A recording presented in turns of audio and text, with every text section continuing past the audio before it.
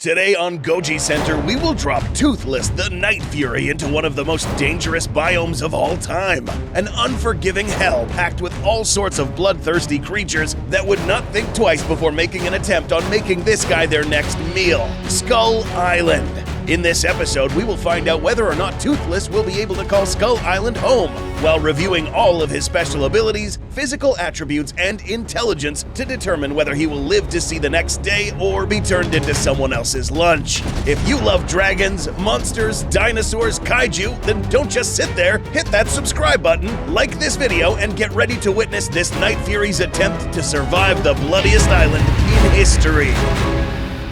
Before we figure out where Toothless ranks in Skull Island's food chain, let's first talk about how you can make feeding yourself easier with HelloFresh. Okay, that was a rough transition, sorry. But still, us editors at Goji are super busy putting these videos together and barely having any time to do anything, let alone cooking. So enter America's #1 meal kit, HelloFresh, the kit that makes it possible for us to find time to eat something good. Check this out, they will send you a box full of stuff to throw together and make all the meals you need in record time. Well, more specifically 30 minutes or less, using simple instructions that come in the box or on their user-friendly website. Oh wait, but I can't eat that, Goji. Don't worry, dude. These guys can accommodate for all of your dietary specifications. Vegetarian, pescatarian, gluten-free, whatever. And my favorite part. So you know, with all the economy getting a little rough and things getting harder to buy, well, guess what? HelloFresh makes it 72% cheaper than dining at a restaurant or grocery shopping. I mean, who doesn't want to save their hard-earned money? It's a no-brainer, dude, but it gets better. Us Goji peeps get a special code that you can use to get not 30, not 50, but 65% off, plus free shipping on your first box. Hit the link in the description now or go to HelloFresh.com, use the code, and you'll see this counter in the description increase after you place your order. Huge thanks to HelloFresh for supporting the channel. And now let's catch up with Toothless, who should have made landfall on Skull Island by now. Night Furies are a species of quadrupedal dragons that are featured in How to Train Your Dragon. We should also mention that these are among the strongest, if not the most powerful species of dragons. These are considered strike-class dragons, which are characterized by their exceptional bite force, complex levels of cognitive abilities, and most importantly, their extreme flying speeds. That's right, we are really quickly starting to understand that this animal has good maneuverability, which will be extremely useful to its attempt to survive on this island. But there's a whole lot more to this guy. Remember, in Skull Island, there are things that can attack from all directions, masters of camouflage, deceit, and combat ability. We'll quickly cover the abilities of this dragon and then later match it up against creatures that could give the Night Fury a run for its money. Up here, we find that this animal has acute senses, excellent hearing that allows it to pick up acoustic signals from very long distances, large round eyes packed with tons of light receptors that allow it to see in areas with reduced visibility such as fog, rain, snow, smoke, and in dark ambience. But what if it's too dark? Well, you'd be surprised that this guy also leverages echolocation to allow it to see in complete darkness. If for whatever reason the Night Fury can't see something, he can definitely smell it. That's right, this guy has a very good sense of smell. And for some strange reason, it can apparently smell danger approaching. Moving on to some physical attributes, we find that this dragon won't be the smallest creature in Skull Island, but most definitely not the biggest. This guy measures almost 29 feet in length, around 6 feet in height, and a massive 50-foot wingspan. This places it in the medium to large-sized winged creatures on this island. But it doesn't always have to fly. Night Furies are also capable of making their way through tough terrain with their flexible claws that can dig into the hardest surfaces, allowing them to literally crawl on any vertical plane. Their tough bodies allow them to resist strong impacts, and its wings can serve as shields, protecting its body from any incoming projectiles. But in the Monsterverse, having good senses and a durable body isn't a guarantee that you'll stay alive. You need more than that. It just so happens that this Night Fury has a few tricks up its sleeve. In the hidden world, we witness the Night Fury's ability to literally disappear using its cloaking ability, absorbing the surrounding electrical energy to activate reflective properties in its scales, allowing it to be invisible for a short time. This, combined with its ability to fly at supersonic speeds, gives this animal a big chance at surviving its first night in Skull Island. In this scenario, we will assume that the tail of this Night Fury is fully functional, allowing it to move at its full potential while airborne. Note that if this tail gets damaged, this makes the Night Fury fair game to be added on someone else's menu. More on this later. Once landing in Skull Island, an intelligent animal like this Night Fury will first have to figure out where all his needs are met before determining where it belongs in the food chain. Almost every animal in the world, including us humans, unconsciously seek to meet the basic biological needs vital for our survival. These include breathable air, water, food, ability to maintain body temperature, and shelter. Our Night Fury here is no different. Skull Island is a tropical biome, which means that it's a good temperature for this specific animal. If you didn't know, Night Furies do not thrive well in cold climates, making this place suitable in terms of these categories. It's the food and shelter aspects that will be a little bit tricky. In Skull Island, only the strongest creatures, those that fill the upper ranks of this biome's food chain, have the privilege of finding true shelter in this island. To survive the night here, this creature needs to be able to effectively fend off a plethora of monsters located in key areas. Almost all sources of fresh water on this island are populated by crazy predators. Ambush hunters such as the swamp locusts and the siren jaw crocodiles would make the mere act of drinking water a dangerous task. Let's say Toothless decides to avoid these areas and rather visit a freshwater lake. Well, meet the mire squids, big enough to eat this animal as a snack.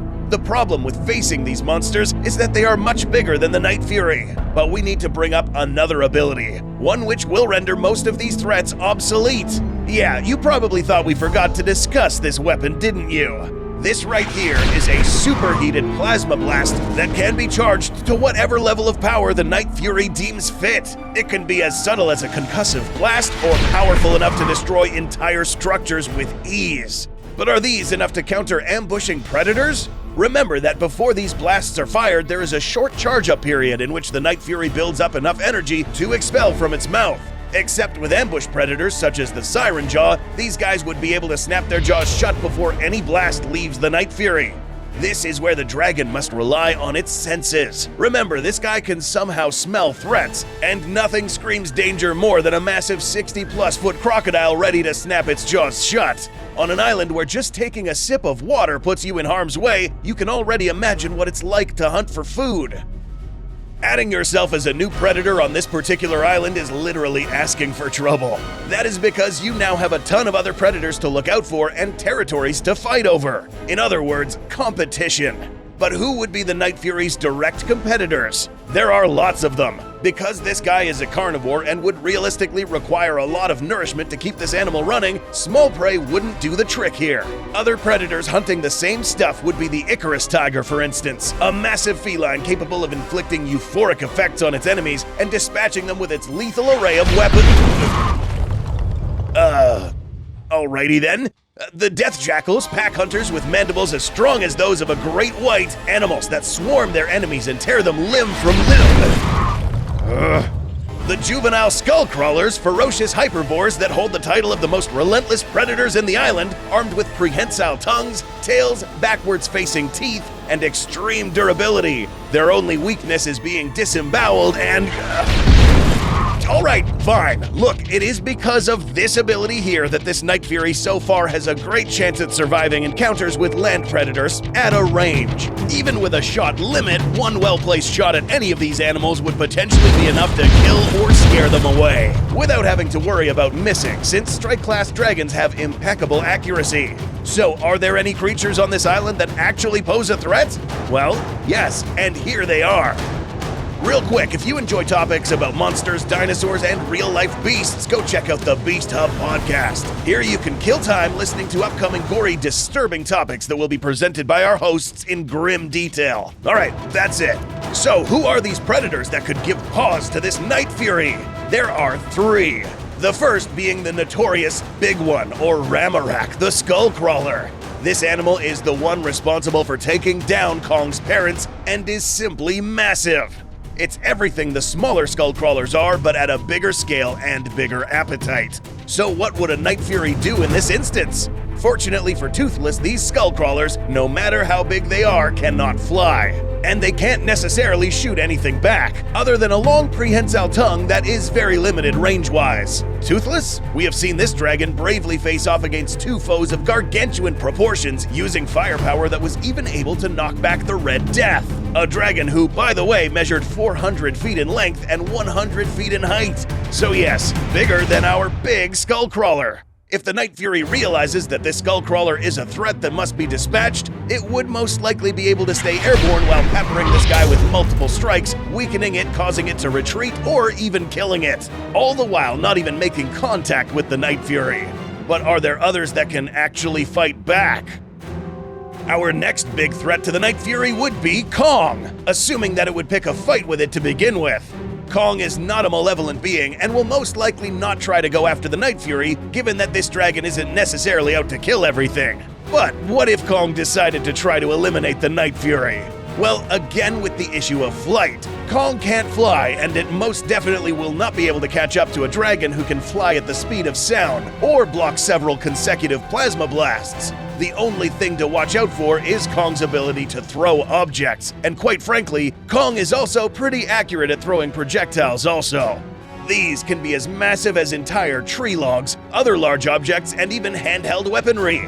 Because the Night Fury's mass would not be as heavy as these hurled objects, getting hit by one would immediately kill this dragon if hit on the right spot, or if it doesn't counter said object with its own blast. We aren't saying that this is a 50-50 scenario, but rather a confrontation that would be in favor of a creature that can maintain a distance while firing deadly projectiles from above.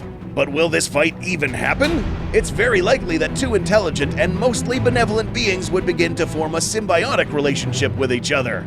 Yes, both are very curious and intelligent animals, and will eventually detect each other's presence, meaning that upon their first confrontation, these two would realize that they could mutually benefit from each other. Kong provides land protection for the Night Fury against any potential ambushes, while providing sheer strength. And the Night Fury is able to provide aerial coverage in the event that Kong needs to call in an airstrike. As crazy as this may sound, this is actually possible. In the real world, there are countless times where animals of different species come to each other's aid, providing combat assistance where needed. So two benevolent, super intelligent beings collabing to make living on Skull Island easier shouldn't be a surprise anymore. But what about creatures that can fly? There are several flying creatures on this island, one which is known as a psycho-vulture. Animals that drug themselves with pufferfish and go off on a crazy killing spree and fire lightning. But we've seen that Night Furies can actually channel this lightning to help it cloak itself, so not a problem. But there's a titan around here that potentially could put an end to the Night Fury. Hidden in the subterranean caves in this island is a giant bat laying dormant with its minions. This is Titanus Camazotz, a wingspan that is almost 8 times wider than the Night Fury's and over 27 times taller. Note that this titan does have its weaknesses, only being able to fight in darker ambience and being sensitive to bright light. Being massive is no longer a real advantage against the Night Fury, but this titan has an ability that could render this guy useless: the Sonic Screech.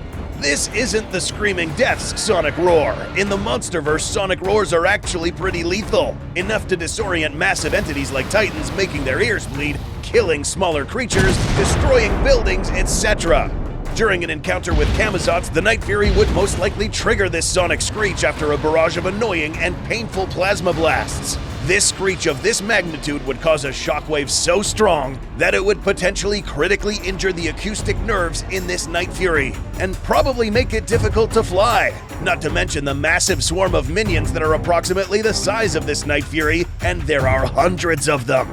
Cloaking would help here as long as it stays away from the Sonic Roar, making Titanus Camazotz almost impossible to defeat without help. Even with the plasma blasts, this weapon would be hindered by its shot limit. Without enough firepower to bring down this entire fleet of minions, the Night Fury would be forced to fly out of there as fast as possible to avoid getting killed. So after seeing many dangers that live on this island, will the Night Fury survive? The answer is, it depends. After seeing the possible outcomes against both ground and airborne predators, it's likely that the Night Fury would place itself on the higher levels of the food chain, thanks to its plethora of abilities. But it wouldn't be on the very top. As mentioned earlier, facing a Titan with an army is no easy feat. The good news for this animal is that this Titan won't be active during the daytime. But maybe there is a way to share the top ranks of the food chain here, and that's with a hypothetical symbiotic relationship with Kong. As seen in this graphic novel, a collaborative effort was required to bring down Titanus Camazotz. This wasn't done alone, but with help. Similarly, bringing down Camazotz in this scenario would have required Kong's brute force to pummel down this Titan, and the Night Fury's ability to light up Camazotz, disorienting it at a range with a barrage of plasma attacks. If you enjoyed this episode and want to see more How to Train Your Dragon, more kaiju, and more carnage, subscribe and hit that like button while you're at it. Thanks for watching, and we'll see you next time.